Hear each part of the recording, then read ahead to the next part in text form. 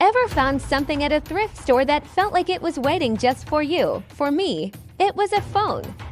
A sleek, black smartphone, weirdly out of place among dusty vinyl records and chipped hiccups. It was a steal, so I bought it without a second thought. Back home, I powered it on. The screen flickered to life, displaying a simple, clean interface.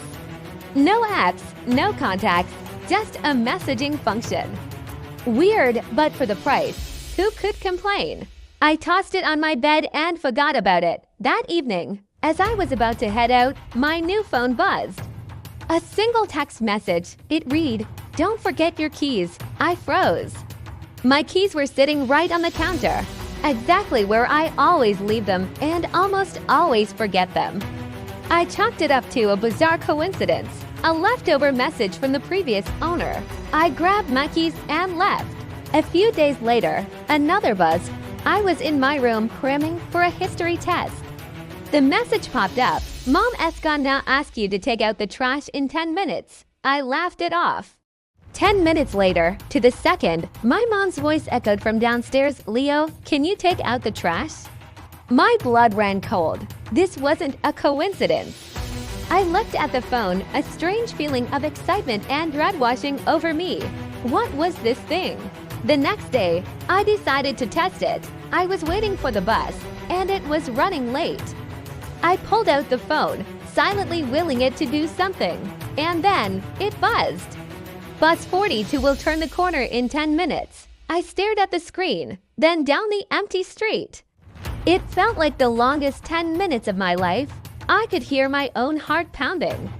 Then, right on cue, the lumbering blue form of Bus 42 rounded the corner. I got on, my mind racing. This was real. This phone could see the future. The possibilities were intoxicating. The first week was a whirlwind of small miracles. Spilled coffee on all 3 in 10 minutes. I'd casually sidestepped the mess just as it happened. Your favorite donut is the last one. Get it in the next 10 minutes. I'd enjoy the sweet victory. Pop quiz in chemistry, 10 minutes. I'd cram the essentials and ace it. I was living 10 minutes ahead of everyone else. It was my secret superpower, my ticket to a perfect, seamless life. I was untouchable, navigating the world with an invisible safety net.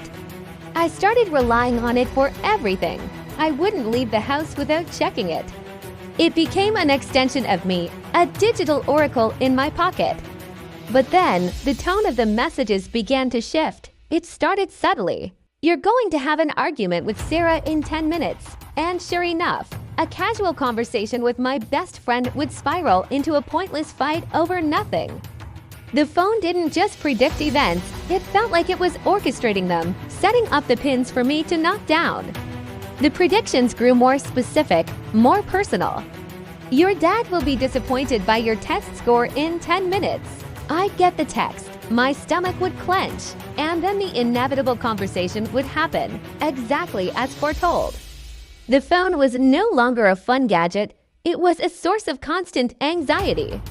The 10-minute warnings weren't a heads-up anymore, they were a countdown to dread.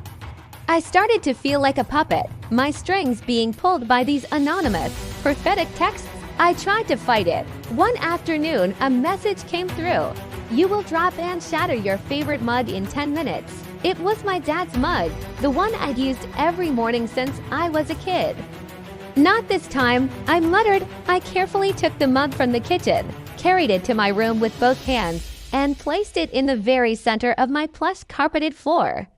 I sat on my bed and watched it, a defiant guard. For 10 minutes, I didn't move, didn't breathe. The countdown ended. Nothing. A wave of relief washed over me. I had beaten it. I laughed, stood up, and in my triumphant little leap, I tripped over my own shoelace. I went sprawling, my flailing hand catching the edge of my desk, sending a heavy book tumbling right onto the mug. The crack of ceramics shattering echoed in the silent room. I just stared at the pieces. My victory turned to ash. The future wasn't just predicted, it was inevitable. The messages became darker, more sinister. They weren't just about arguments or broken mugs anymore. A car will run the red light at the corner of Oak and Main in 10 minutes. I received this while walking home. I froze a block away from that very intersection. I waited, heart pounding, and then I heard the screech of tires, a sickening crunch of metal, a blare of horns. I ran to the corner and saw the wreckage. People were screaming. It was a bad accident. The phone had warned me, but what could I have done? Scream at strangers about a text from a magic phone. They would have thought I was crazy. A chilling realization dawned on me. The phone didn't just show me the future.